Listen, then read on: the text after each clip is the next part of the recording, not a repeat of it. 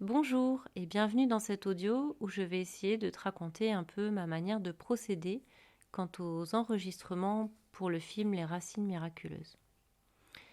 Alors, dans cet audio, je ne vais pas parler technique, je vais seulement parler de tout le reste, ce qui est déjà pas mal. Il y a un autre audio qui doit être pas loin de là où tu as trouvé celui-ci et qui t'expliquera toutes les informations utiles d'un point de vue technique.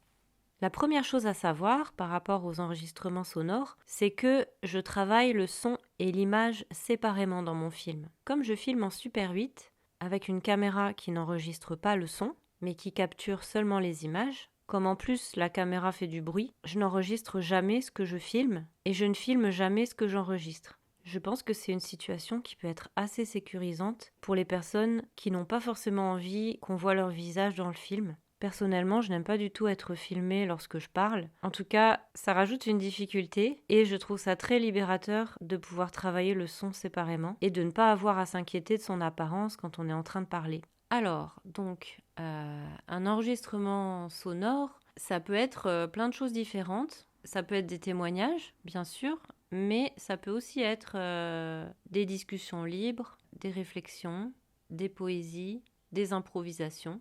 Il y a pas mal de choses possibles en fait. J'ai aussi envie de faire une petite parenthèse pour te parler de quelque chose qui me tient très à cœur. C'est que j'ai bien conscience que beaucoup de personnes peuvent être très intimidées à l'idée de parler devant un micro, à l'idée de témoigner pour un film. Et j'ai envie de dire que je fais partie des personnes qui ont le plus de mal à s'exprimer justement devant un micro ou à parler publiquement. Et pour cette raison, je suis vraiment très sensible au fait que d'autres gens puissent ressentir ces difficultés. Et pour autant, j'ai vraiment envie de vous encourager, même si ça vous fait un peu peur, même si vous vous sentez un peu déstabilisé et en dehors de votre zone de confort. J'ai vraiment envie de vous dire que si vous sentez l'appel, si le sujet vous parle, si vous sentez l'intérêt du projet, ce serait extrêmement dommage de priver le monde de votre témoignage parce que bien souvent, c'est pas forcément les personnes qui ont le plus de facilité à s'exprimer qui ont forcément les choses les plus intéressantes à dire.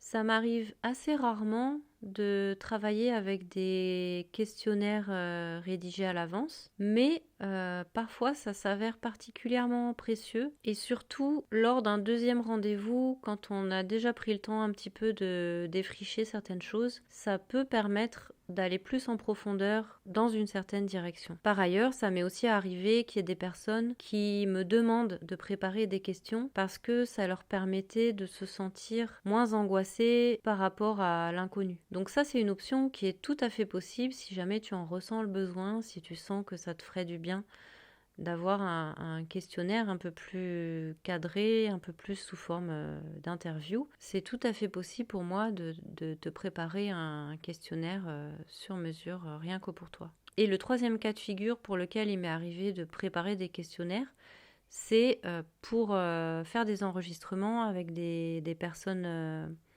des personnalités publiques, des personnes qui sont connues pour leur travail de recherche dans tel ou tel domaine. Et dans ce cas-là, c'est vrai que souvent, ces personnes-là n'ont pas forcément beaucoup de temps à consacrer.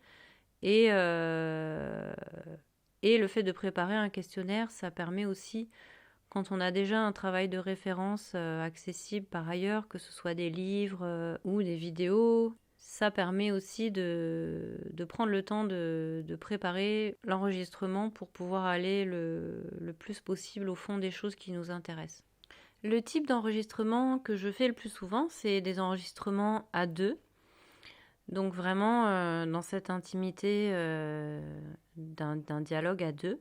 Et on a un micro chacune, ce qui fait que nos voix sont toutes les deux enregistrées. Et j'aime beaucoup ce type d'enregistrement parce que c'est un temps suspendu où on est à la fois en sécurité et en confiance en raison du cadre que je propose et où il y a une thématique de parole qui est inédite, c'est-à-dire que j'ouvre un espace de parole autour du placenta alors que ça n'existe pas dans notre société. Donc généralement, dans ce temps d'échange, c'est vraiment une parole rare qui s'échange et un espace d'expression qu'on trouve nulle part ailleurs. Et je trouve que faire l'expérience de ça, c'est déjà quelque chose de très beau. J'aime beaucoup travailler sous forme de témoignages libres et de discussions libres. Parce que ce que j'ai remarqué, c'est que bien souvent, ça nous amène à explorer des chemins qu'on n'aurait pas forcément explorés si on avait voulu trop cadrer les choses en amont. Et bien souvent, ça nous a permis de découvrir certaines choses ensemble, de faire advenir des prises de conscience, de faire avancer des réflexions et d'aller vraiment en profondeur là où la discussion nous a menés de façon organique. Et c'est un processus que je trouve vraiment magnifique et passionnant et incroyablement riche. J'aime beaucoup aussi les échanges à deux comme ça parce que même pour les personnes qui n'ont jamais participé à un film et qui peuvent se sentir un peu intimidées, ce qui est tout à fait normal, eh bien ça permet de poser les choses, de prendre le temps et de prendre le temps d'oublier les micros parce que au début ça peut être assez intimidant d'être enregistré si on ne l'a jamais été. Mais là les conditions d'enregistrement et le cadre que je propose permet vraiment de se sentir bien. Donc je vais t'expliquer le cadre que je propose. Comme on aborde des sujets très intimes, le placenta, on peut vraiment être amené à partager des expériences très très intimes et très très puissantes, très bouleversantes. Et bien pour moi c'est très important que chaque personne se sente vraiment en sécurité pour pouvoir s'exprimer à la fois sans tabou et sans avoir besoin de tout le temps réfléchir à ne pas dire certaines choses. Donc ce que je propose moi, c'est que une fois que l'enregistrement est démarré, on essaye vraiment d'oublier les enregistreurs et on prend vraiment le temps de se poser dans le moment, dans ce qu'on est en train de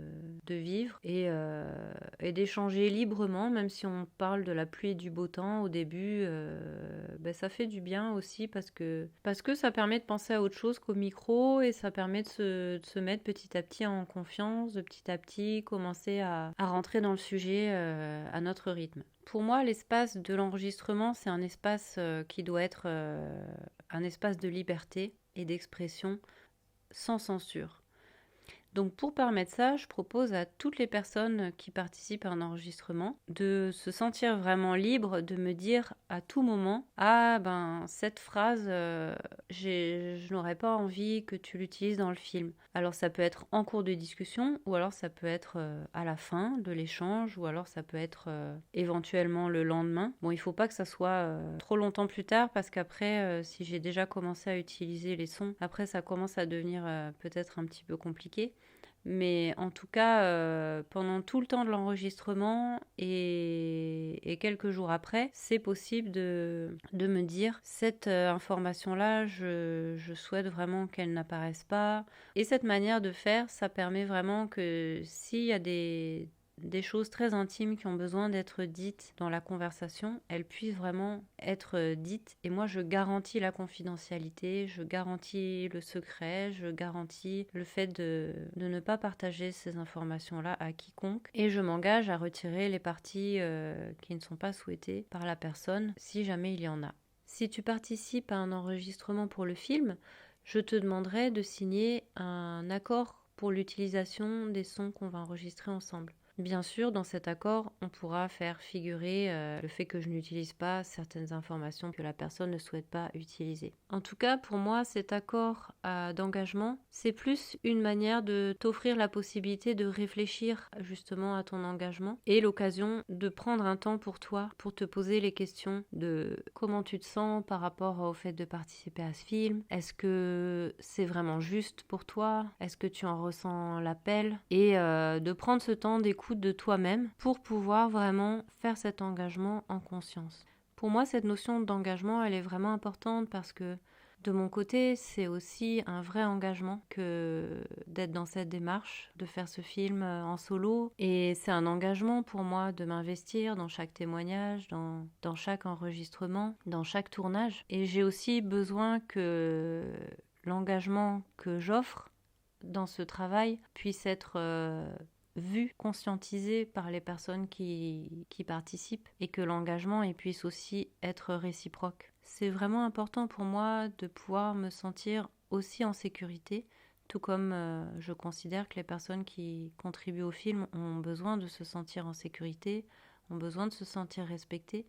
De mon côté, j'ai aussi besoin de me sentir en sécurité et aussi respectée quelque part dans mon travail par le fait que l'engagement soit pris en conscience et qu'il soit réciproque. Et j'ai besoin d'être sûre que si tu participes à un moment donné, tu ne vas pas revenir vers moi dans un an en me disant que finalement tu ne souhaites pas que ton témoignage apparaisse dans le film. Pour moi, ça créerait une situation très compliquée. Je n'ai pas envie de forcer quiconque à avoir son témoignage dans mon film si à un moment donné il ne le sent plus. Mais il faut bien avoir conscience que pour moi, ce genre de situation, ça a vraiment des répercussions qui sont très grandes parce qu'une fois que j'ai un témoignage et qui me plaît et que ça correspond à un travail qu'on a fait ensemble, où j'y ai mis mon cœur, je vais commencer à construire le film aussi avec. Et si jamais à un moment donné, un an plus tard ou plusieurs mois plus tard, les personnes se désistent, eh bien pour moi, ça devient ingérable et il faut bien comprendre que ça peut mettre en danger l'existence du film. Or, moi j'ai vraiment très envie que ce film existe, je pense qu'il y a vraiment une nécessité dans le monde dans lequel on vit et c'est la raison pour laquelle j'ai aussi besoin vraiment de l'engagement des personnes qui se joignent à moi dans ce projet pour mettre toutes les chances de notre côté pour qu'il puisse aboutir.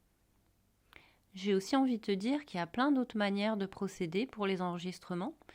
Ça m'est déjà arrivé qu'une maman me demande est-ce que je peux enregistrer de mon côté plein de choses que j'ai dans la tête et après je te les envoie. Et ça a été vraiment génial parce que cette maman, elle avait plein de choses à dire, mais elle avait besoin d'un temps d'introspection un peu plus. Elle avait besoin d'avoir du temps devant elle et d'être vraiment en intimité avec elle-même. Et ça a été extra. Et donc... tout ça pour dire qu'il y a plein de manières en fait de pouvoir participer. Donc si jamais toi tu sens que tu as envie de quelque chose en particulier pour faire les enregistrements, c'est pas du tout obligé de les faire avec moi. Tu peux aussi faire des enregistrements de ton côté, que ce soit seul, que ce soit avec des amis, que ce soit avec ta sage-femme, que sais-je, avec ta doula, avec quelqu'un avec qui tu auras envie de faire un enregistrement pour le partager pour le film. C'est aussi possible, si tu es plus à l'aise à l'écrit, de prendre d'abord le temps d'écrire quelque chose et ensuite de le lire devant l'enregistreur et ensuite de m'envoyer le fichier. En termes d'enregistrement sonore, je cherche aussi des chants, des musiques. Donc si jamais tu es toi-même musicienne, si tu as des choses à m'envoyer, n'hésite pas à le faire. Si jamais tu te sens inspirée pour chanter, pour jouer d'un instrument, pour m'envoyer des enregistrements, n'hésite pas à le faire. Et avant de se quitter, il y a une dernière chose sur laquelle j'aimerais attirer ton attention, c'est que quelle que soit la qualité de notre échange, si jamais on fait un enregistrement ensemble, il y a toujours le risque que je n'utilise pas ton témoignage dans le film et c'est vraiment important que tu le saches à l'avance parce que le processus du montage et le processus de création, c'est un processus qui est extraordinairement organique et pour lequel bien souvent on se retrouve surpris de voir à quel point certaines choses fonctionnent, certaines autres ne fonctionnent pas. Donc c'est important pour moi de te prévenir pour que tu ne sois pas déçu. Et aussi, une autre chose très très importante à mon cœur, c'est que pour moi, dans ma sensation du processus de création, ça n'existe pas quelque chose qu'on fait pour rien. C'est-à-dire que chaque petite pierre, chaque petite contribution, chaque petit témoignage, même s'il n'est pas existant concrètement dans la forme finale du film, il fait partie de ce qui a nourri le processus, de ce qui a permis d'avancer, de ce qui a enrichi les réflexions. Et ça, c'est vraiment infiniment précieux parce que l'invisible, il a un rôle aussi qui est extrêmement important et qui a énormément de valeur et qui n'en a pas moins juste parce qu'il ne figurerait pas dans un résultat final. Je te remercie beaucoup de m'avoir écouté jusqu'au bout. J'ai essayé de te partager ici ce qui me semblait important, mais j'ai certainement oublié des choses et si jamais tu as des questions, n'hésite pas à me contacter, je serai vraiment très heureuse de pouvoir te répondre.